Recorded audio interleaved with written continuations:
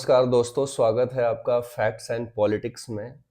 आज हम बात करेंगे विपक्षी दल जो इंडिया अलायंस बना था 2024 की लोकसभा चुनाव को देखते हुए उसके भविष्य के बारे में। जो इंडिया गठबंधन 2024 के चुनाव के बाद अपने आप को ताकतवर मानता था और 240 सीट लाने वाली भाजपा सरकार को वो कमजोर आंकता था। हालांकि अगर इतिहास के पन्नों में जाएंगे, कई वर्षों तक तो आप छोड़ दीजिए, कई दशकों तक 240 सीट किसी एक पार्टी के नहीं आए हैं। लेकिन कांग्रेस पार्टी जो है 240 सीट तीसरे टर्म में अगर भाजपा लेकर के अपने बूते पे आती है, उसको वो उपलब्धि नहीं मानते। लेकिन 99 सीट वाली पार्टी अपने आप में एक बड़ी उपलब्धि अपने आप को मानती है कि उसने 99 सीट ले आए हैं और इसको सेलिब्रेट करती है। बकायदा सुप्रिया श्रीनेत जब अपने आईटी सेल के हेडक्वार्टर में जाती हैं तो बकायदा सेलिब्रेट करती हैं कि हम 99 सीट लेकर के आए हैं। ये वही कांग्रेस है जिसने देश आजाद करवाया है, 6 दशक तक इस देश पे राज किए हैं। जवाहरलाल नेहरू हो, इंदिरा गांधी हो, चाहे फिर राजीव गांधी हो। अगर मैं बात करूं पहले 50 सालों की, तो कांग्रेस का पूरा देश भर में वर्चस्व रहा था। 50 सालों तक कोई दूसरी पार्टी थी ही नहीं इस देश में, और थी भी तो बस वो आंदोलन करने के लिए या फिर विपक्ष के नाम पे थी। अब इतने सालों तक और आजादी के बाद से लगातार आपकी सरकार रही और आपका ये दुर्दशा एक चाय वाला कर दे कि आप 99 सीट को भी सेलिब्रेट करना चालू कर दो। और दूसरी ओर कहीं एक पार्टी है जिसने 2 बार पूर्ण बहुमत की सरकार बनाई है अपने दम पे, और तीसरी बार उस पार्टी को 240 सीट आते हैं, तो उसको ये लोग कमजोर आंकते हैं और 99 वाले को ज्यादा आंकते हैं। अब वहीं दिल्ली का भी चुनाव हुआ, 8 तारीख को नतीजे आए जिसमें भाजपा को प्रचंड जीत मिली है और अरविंद केजरीवाल का जो 10 साल का शासन था वो समाप्त हो गया है।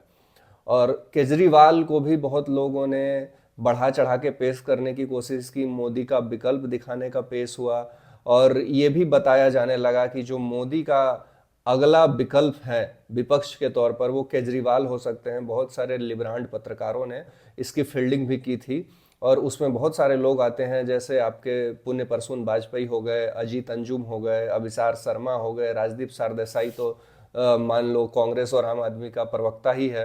तो इन सारे लोगों ने मिल करके एक भूमिका बनानी शुरू की कि अरविंद केजरीवाल जो हैं विपक्ष का चेहरा होंगे और मोदी को यही हरा सकते हैं। और अरविंद केजरीवाल भी फूल गए ये सब सुन करके कि भाई अभी तो हम आए थे, दिल्ली के सीएम बने थे, अब तो हम मोदी का उत्तराधिकारी बनने वाले हैं।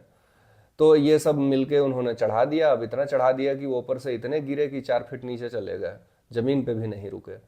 तो अभी जो बीजेपी का दिल्ली में मुख्यमंत्री का शपथ ग्रहण समारोह था, मुख्यमंत्री चुनी गई रेखा गुप्ता, जो एबीवीपी की कार्यकर्ता रही हैं, महिला मोर्चा की अध्यक्ष भी रही हैं, और वहां से उनका सफर हुआ। मेयर का चुनाव हार गई थी, लगातार 2 बार का विधानसभा चुनाव भी हार गई थी, लेकिन भाजपा ने उन पर भरोसा दिखाया और वापस से उनको बोला कि नहीं, आपको तीसरा टर्म भी लड़ना है। और तीसरी टर्म वो लड़ी और जीती भी।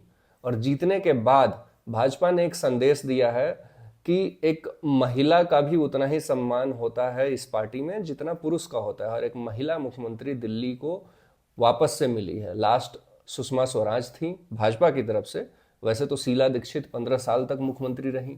अब एक महिला मुख्यमंत्री भाजपा ने दे करके पूरे देश में ये संकेत तो दे दिए हैं कि नारी सशक्तिकरण की जो भाजपा बात करती है उसको वो जमीन पे भी उतारना चाहती है, सिर्फ कागजों में नहीं है नारी सशक्तिकरण। वहीं अरविंद केजरीवाल थे जिन्होंने आतिशी को टेम्पररी सीएम कह दिया था। इन्होंने कहा था कि ये तो टेम्पररी है, चुनाव के बाद मैं फिर बन जाऊंगा। अब मैं मुद्दे पे आता हूं, जो शपथ ग्रहण समारोह था दिल्ली के रामलीला मैदान पे। आपने अगर शपथ ग्रहण समारोह देखा होगा तो आपने ध्यान से देखा होगा कि प्रधानमंत्री नरेंद्र मोदी और पूरा जो एनडीए का गठबंधन था वो उस स्टेज पे मौजूद था। और एक तरह से भाजपा ने शक्ति प्रदर्शन दिखाया है और भाजपा ने ये बताया है कि एनडीए का कुनबा कितना मजबूत है, कितना स्ट्रांग है। और यहाँ पे आता है कि सिर्फ अर्थमेटिक नहीं है, यहाँ पे केमिस्ट्री भी है। जब अटल जी की सरकार थी, वो भी गठबंधन की सरकार थी और बखूबी अटल जी ने उस सरकार को चलाया, लेकिन वो सरकार अर्थमेटिक के दम पे थी, उस सरकार में केमिस्ट्री नहीं था। लेकिन इस सरकार में अर्थमेटिक के साथ साथ केमिस्ट्री भी है। जिस केमिस्ट्री से नरेंद्र मोदी जी पवन कल्याण से मिलते हैं, हंसी मजाक करते हैं, उसी केमिस्ट्री से वो चंद्रबाबू नायडू से मिलते हैं। वहां पे जेडीयू से लल्लन सिंह थे, उनसे भी उसी केमिस्ट्री से मिलते हैं और बकायदा 2 मिनट रुक करके एकनाथ शिंदे से हंसी मजाक करते हैं। उसी एकनाथ शिंदे से जिनकी खबरें जो हैं वो उल्टी सीधी मीडिया में आ रही हैं कि वो भाजपा सरकार से नाराज हैं, देवेंद्र फडणवीस से नाराज हैं और आला कमान को संकेत दे रहे हैं, उसी एकनाथ शिंदे से नरेंद्र मोदी जी बकायदा 1 मिनट रुक कर उनका हाल चाल लेते हैं, हंसी मजाक करते हैं। इसके बाद वो आगे बढ़ते हैं, पवन कल्याण से उसी हंसी मजाक वाले अंदाज में बात करते हैं, चंद्रबाबू नायडू से उसी अंदाज में बात करते हैं। बिहार को पैकेज देने की बात हो दोनों बजट में, जब बिहार को तगड़े पैकेज से नवाजा गया, तब बहुत सारे जो बुद्धिजीवी और पंडित्स हैं उनके पिछवाड़े में एक मिर्ची लगी। और जब बिहार से लोग पलायन करते हैं, इनके शहरों में रोजगार के लिए जाते हैं, जॉब्स के लिए जाते हैं, एजुकेशन के लिए जाते हैं, तब ये चिढ़ाते हैं कि भाई तुम्हारे शहर में तुम्हारे नेता क्या कर रहे हैं, तुम्हारे शहर में रोजगार क्यों नहीं ला रहे हैं। और अब जब रोजगार के साधन मुहैया कराए जा रहे हैं, फंड्स दिए जा रहे हैं, मखाना सेंटर खोला जा रहा है, एयरपोर्ट्स बनाए जा रहे हैं और आईआईटी एक्सपेंशन दिया जा रहा है, तब इनके पिछवाड़े में जो है बारूद फट रहा है। क्यों? क्योंकि ये चाहते ही नहीं कि इतना सारा कुछ बिहार को कैसे मिल गया, बिहार कैसे डिजर्व करता है, क्योंकि बिहार को एकदम हीन भावना से ये देखते हैं ना। लेकिन नरेंद्र मोदी की जब से सरकार आई, 2 बार का पूरा बजट का 40-40% हिस्सा जो है बिहार में दे दिया, तब इनको मिर्ची लगी। अब ये जो क्लेम करते थे कि भाई इनका गठबंधन तो देखो जी अभी ना टेम्पोररी है, टूट जाएगा, बाद में नीतीश कुमार भाग जाएंगे, चंद्रबाबू नायडू भाग जाएंगे, लेकिन आज के डेट में 240 सीट लाकर भाजपा और भी मजबूती से वापसी की है, क्योंकि लीडरशिप क्वालिटी यही तो होता है ना। नरेंद्र मोदी को सबने पीक पे देखा था जब उनकी पूर्ण बहुमत की सरकार थी। आज के डेट में नरेंद्र मोदी की जो सरकार है वो गठबंधन की सरकार है। भाजपा अपने दम पे तो बहुमत ला नहीं पाई है, 240 सीट लाई है, और 240 सीट भी अपने आप में एक बहुत बड़ी उपलब्धि है। लेकिन नरेंद्र मोदी ने ऐसा पैमाना सेट कर दिया है, ऐसा पैरामीटर सेट कर दिया है कि लोग उनको सचिन तेंदुलकर ही समझते हैं कि अगर वो 80 रन मारेंगे तो वो खराब फॉर्म में है, अगर वो शतक लगाएंगे तभी माना जाएगा कि फॉर्म में है। वही हाल नरेंद्र मोदी के साथ है। नरेंद्र मोदी का पैमाना ऐसा बढ़ चुका है, पैरामीटर्स ऐसा बढ़ चुका है कि 240 भी आज कम लगने लगा है। अब 240 सीट लाने के बाद जिस गठबंधन को इन लोगों ने कमजोर समझा था, ये समझा था कि सरकार नहीं चलेगी, आज वो गठबंधन के नेताओं का अगर आप बयान सुनेंगे तो 1 मिनट के लिए अगर आप पार्टी का सिंबल और पार्टी का नाम नहीं बताया जाए तो लोग कंफ्यूज कर जाएंगे कि ये या तो टीडीपी का है या भाजपा का है। लोग कंफ्यूज कर जाएंगे कि ये जेडीयू का है या भाजपा का है। इनके सुर ऐसे मिल रहे हैं भाई। अभी हाल फिलहाल में ही चंद्रबाबू नायडू ने कहा कि देश का सौभाग्य है कि जिस सिचुएशन में आज हम हैं उस सिचुएशन में नरेंद्र मोदी हमारे प्रधानमंत्री हैं। चिराग पासवान ने कहा कि नरेंद्र मोदी मेरे पिता तुल्य हैं और मैं उनका हनुमान हूं। तो इस तरह की गठबंधन में जब आप रहते हो और जो गठबंधन के साथी हैं जब आपसे भी सुर ताल आगे मिलाकर चलने लगे और ऐसा लगने लगे कि ये हमारा ही एक हिस्सा है, तब आपका गठबंधन टूट नहीं सकता था। हालांकि 2 बार नीतीश कुमार इधर से उधर गए हैं, लेकिन 2 बार में उनको ये समझ में आ गया है कि मेरे लिए जो सबसे बेस्ट एनवायरनमेंट है वो भाजपा के साथ ही है, और उन्होंने जितनी भी बड़ी बड़ी बुलंदियां हासिल की हैं वो भाजपा के साथ रहते हुए हासिल की हैं। और उनको भी पता है कि बिहार में वो तीसरे नंबर की पार्टी बनने के बावजूद भी भाजपा ने उनको मुख्यमंत्री बनाया, उनको चेहरा बनाया, उनको वो ड्यू रिस्पेक्ट भाजपा ने दिया है। और दूसरी बात यह है कि गठबंधन में जितनी भी पार्टियां हैं वो आज भाजपा के साथ हैं, और जो 2024 के लोकसभा चुनाव के बाद 3 विधानसभा चुनाव हुए, अगर झारखंड को मैं हटा दूं तो इन्होंने महाराष्ट्र क्लीन स्वीप कर दिया, हरियाणा क्लीन स्वीप कर दिया, दिल्ली में जो आम आदमी पार्टी का किला था उसको ध्वस्त कर दिया, निस्तो नाबूद कर दिया। अब ये 3 चुनाव आप एनालाइज कीजिए, इस 3 चुनाव में भाजपा ने जिस माइक्रो मैनेजमेंट करके लड़ा है और जो नेताओं का एकजुटता है और प्रधानमंत्री के नेतृत्व में लड़ने की जो इनकी चाहत है वो किस तरह से इन्होंने साकार किया है। और किस तरह से इन्होंने रिजल्ट को डिलीवर किया है।